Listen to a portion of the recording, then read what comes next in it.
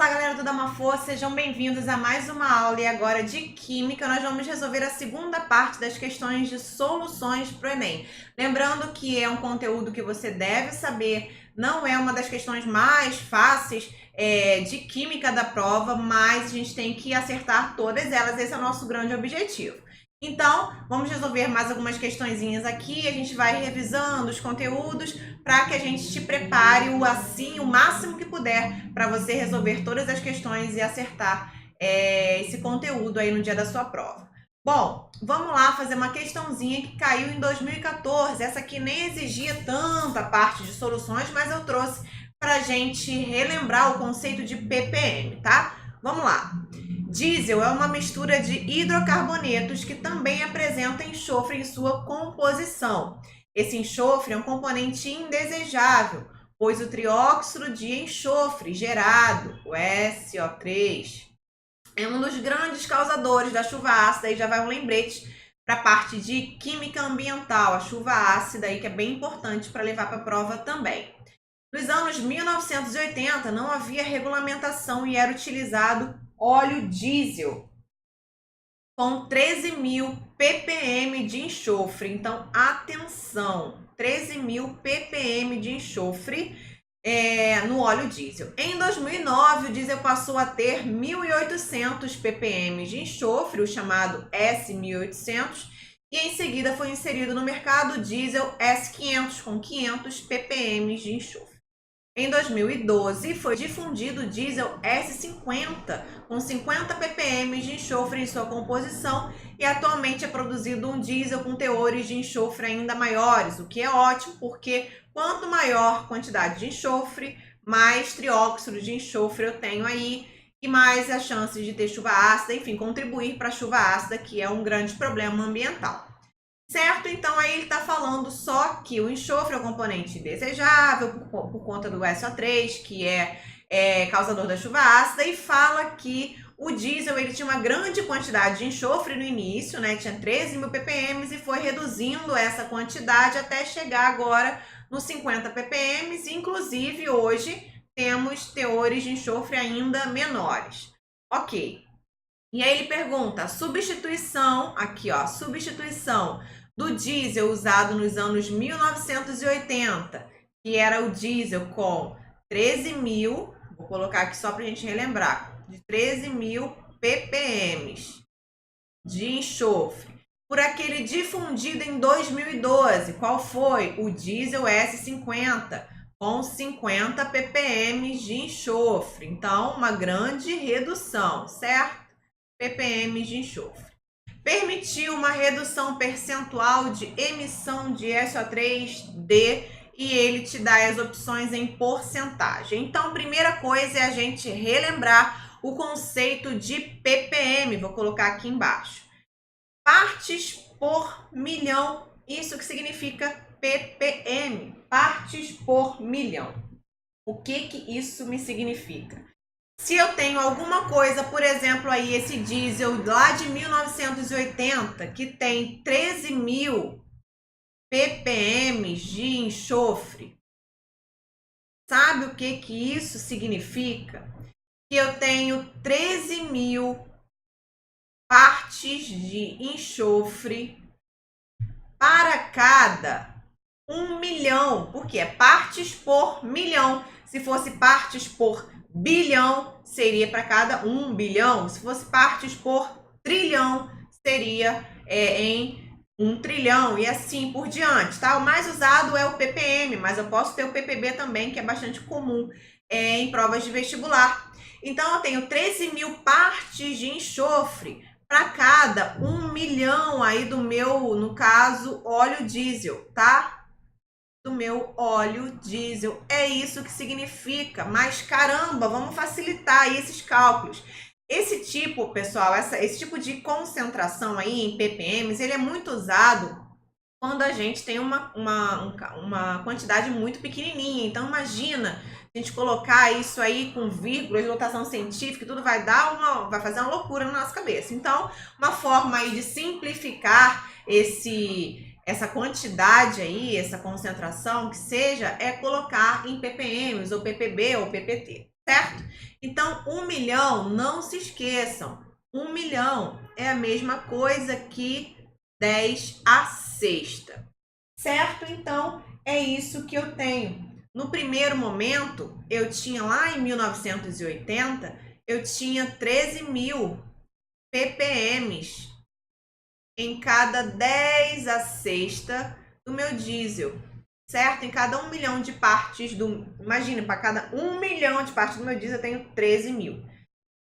Já isso aqui em 1980. Já em 2012, eu tenho uma quantidade muito menor. Eu tenho 50 ppm para cada os mesmos 1 milhão do meu diesel.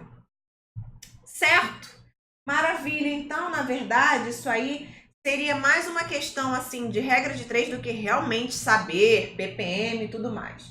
Então, como que a gente calcula essa concentração, essa redução que teve? Bem simples, não é regra de 3 não, eu coloquei aqui só para a gente entender o que ele está falando. Eu tinha 13.000 ppm no início, correto?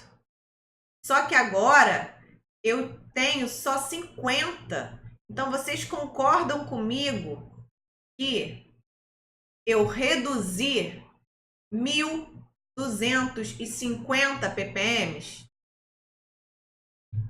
Tudo isso eu reduzi, só restou 50 ppm, então é com isso que eu vou fazer a minha relação. Se eu tivesse 13.000 ppm, eu teria 100% aí do meu enxofre lá, essa quantidade toda, mas eu tenho uma redução de 12.950 ppm. Quanto que isso vai me dar? Fazendo esse cálculo, eu vou encontrar o valor igual a 0,996 por 100. Isso aqui é a mesma coisa que 99,6%. Eu poderia também fazer o contrário, tá? Muita gente, eu não entendi muito dessa maneira. Eu posso fazer de outra forma, vou colocar aqui em outra corzinha pra gente fazer. Não tem problema nenhum. A gente poderia considerar meio que o contrário. Vou colocar aqui, ó, segunda maneira de fazer. Poderia pensar que 13.000 ppm seria meu 100%, minha quantidade inicial. E eu reduzi, ele quer justamente saber isso, ó, permitiu a redução percentual, né, de quanto? E agora eu só tenho 50 ppm, certo? Sim. Quanto eu tenho então agora? Agora eu tenho apenas 0,38%. E aí você ia olhar e ia falar, mas eu não tenho essa quantidade aqui nas minhas alternativas, fiz algum cálculo errado e tal e tal. Não, não fez não. Só você agora fazer uma subtração diferente do que a gente fez aqui no início. Você vai pegar 100% e vai subtrair 0,38% e vai encontrar os mesmos 99,6%, tá? Então, é uma outra forma aí de fazer que daria a mesma resposta, só uma outra visão, que às vezes você não teria a visão inicial primeiro, mas poderia fazer assim. Muitos alunos, na verdade, fariam assim de primeiro momento, mas iam ficar desesperados achando esse valor aqui. Então, a gente ia ter que pensar depois o inverso no final, tá? Bom, então essa aí só pra gente relembrar o conceito de ppm. Sempre aquela parte por milhão, que no caso é igual a 10 à sexta. Bom, vamos lá para mais uma questãozinha. Essa questão aqui, a princípio, parece bem difícil, mas não é. Só exigia muita atenção do aluno, tá? Então, a dica é, encontrou uma questão dessa aí, essa não é considerada uma questão fácil. Então, primeira coisa, a gente sempre fala que não dá uma força. As questões fáceis, elas têm que ser acertadas de qualquer forma para manter a coerência pedagógica, certo? E aí, conseguiu resolver as questões fáceis, olhou essa aqui, caramba, tem bastante dados. Geralmente, questões de estequiometria e de soluções não são as consideradas fáceis, ainda que o aluno tenha muita facilidade em resolver questões de cálculo, não são consideradas as questões mais fáceis da prova. O que significa que se você errar essa questão, mas acertar as questões fáceis, você continua mantendo a coerência. Então, prioridade sempre para as questões fáceis. E aí, terminou as questões fáceis, volta agora Nas mais difíceis, é claro, eu tenho certeza que você também vai acertar as difíceis. Mas é só para a gente dar essa dica que é muito importante. Às vezes o aluno quer porque quer resolver as questões difíceis primeiro, mas não. Pense sempre no contrário quando a gente está falando de Enem, tá? Vamos lá, a questão Enem 2013 diz assim: a varfarina é um fármaco que diminui a agregação plaquetária e por isso é utilizado como anticoagulante, desde que esteja presente no plasma com uma concentração superior a 1 miligrama por litro. Então já vejam aí, a gente já trabalhou concentração em diferentes maneiras, né? Em grama por litro, que foi uma questão que a gente fez na outra aula, em mol por litro, enfim, a concentração ela pode estar presente com diferentes unidades. Então, para a varfarina exercer sua ação, a concentração é essa. Então vamos lá. Vou colocar isso aqui do lado só para a gente depois nos auxiliar mesmo. Ela tem que estar no plasma numa concentração maior que 1 miligrama por ml. Isso aqui é para ele exercer ação. Ok. Entretanto, concentrações plasmáticas superiores a 4 miligramas por litro podem desencadear hemorragias. Opa, então vamos lá. Isso aqui vai causar hemorragia se ela tiver uma concentração maior que 4 miligramas por litro. Opa, aqui eu coloquei ml, mas não é, né? Aqui são litros. Vou corrigir aqui, só pra gente não ficar doido depois. Aqui, ó. 1 miligrama por litro, tá? E aqui, miligramas por litro também. As moléculas desse fármaco ficam retidas no espaço intravascular e dissolvidas exclusivamente no plasma, que representa aproximadamente 60% do sangue em volume. Então, muita atenção, esse dado aqui não poderia ficar de fora de maneira alguma. Esse fármaco ele vai chegar no nosso organismo, na nossa corrente sanguínea, só que ele vai ficar dissolvido só no plasma. Então, não vai estar distribuído no sangue inteiro, no volume sanguíneo inteiro, e sim somente no plasma. E ele diz que o plasma é igual a 60% do volume do sangue. Ok, só isso aqui, só para a gente, né, colocar os dados de um lado. Em um medicamento, a varfarina é administrada por via intravenosa na forma de solução aquosa com concentração de 3 miligramas por ml. Então, aí já vai outra informação. Vamos lá, vamos colocar. Aqui já fala que no medicamento, ó, eu tenho a varfarina com 3 miligramas por ml. Aí ele fala que tá vendo quanta informação nessa questão tá dando? Um indivíduo adulto com volume sanguíneo total de 5 litros, então volume de sangue, vou colocar outra cor para a gente diferenciar tudo. Volume de sangue igual a 5 litros. Será submetido a um tratamento com esse medicamento. Ótimo. Aí ele pergunta: qual é o máximo volume da solução do medicamento que pode ser administrado a esse indivíduo pela via intravenosa de maneira que não ocorram hemorragias causadas pelo anticoagulante? Então é o seguinte, eu tenho aqui um indivíduo que vai receber, né, a varfarina,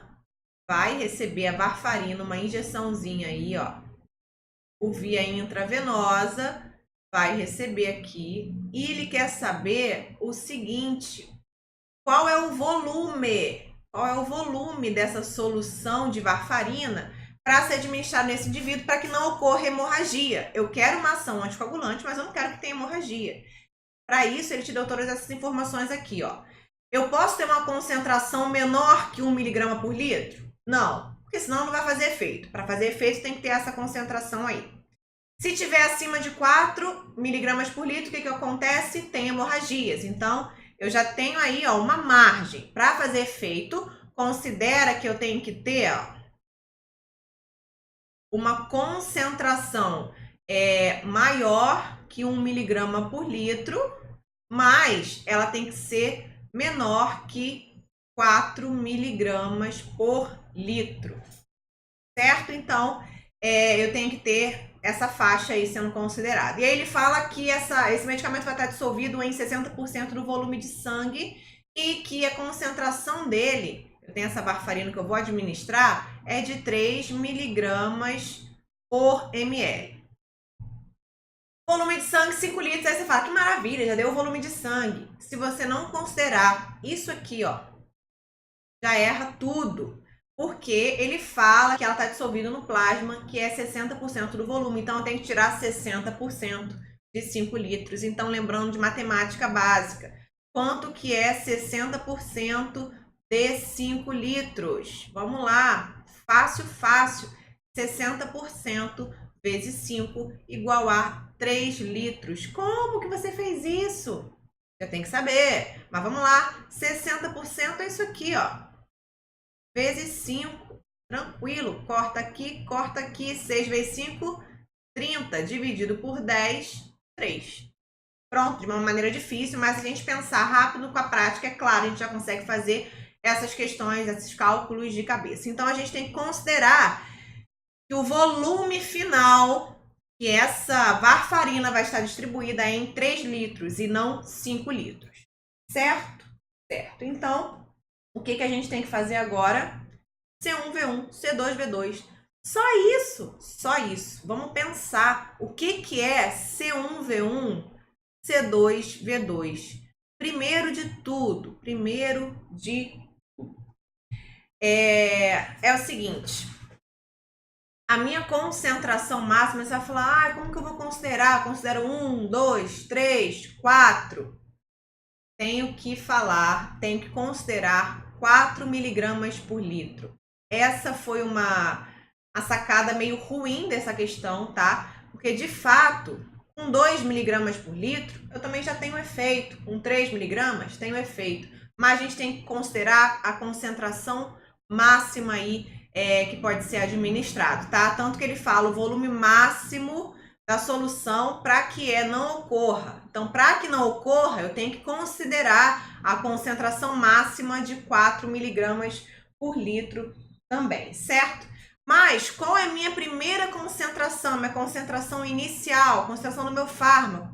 Concentração de 3 miligramas por ml. Qual é o volume dessa solução que eu vou usar para que eu tenha uma concentração final igual a 4 miligramas por litro, certo? Que é essa minha quantidade máxima aqui, em um volume distribuído aí de quantos litros? 3 litros. E aí você fala, nossa, o que eu faço agora com tanta informação? Vamos lá. Corta litro, vou mostrar aqui para vocês. Corta litro com esse litro aqui para não perturbar a sua cabeça. E agora a gente passa para o outro lado, olha só, tem miligrama de um lado, tem miligrama do outro. A gente já vai achar o volume em ml, tá? Então, se a gente colocar as unidades, a gente vai conseguir entender por que a gente às vezes precisa transformar e às vezes não. Essa é uma dica também. Então, a gente vai ter aqui, ó, reescrevendo só para você entender, 3V1 dividido por ml igual a 4 vezes 3, 12. É isso que eu vou ter. Fazendo a multiplicação em x, eu vou ter 3V1 igual a 12 ml. Viu por que eu não precisava transformar? Ai, meu Deus, mas é diferente. Aqui é miligrama por ml, aqui era miligrama por litro. Não tem problema, coloca assim para te facilitar, para você ver que não precisa transformar, nesse caso. Então, V1 igual a 12 ml dividido por 3. Isso é igual a 4 ml. Então, o que significa?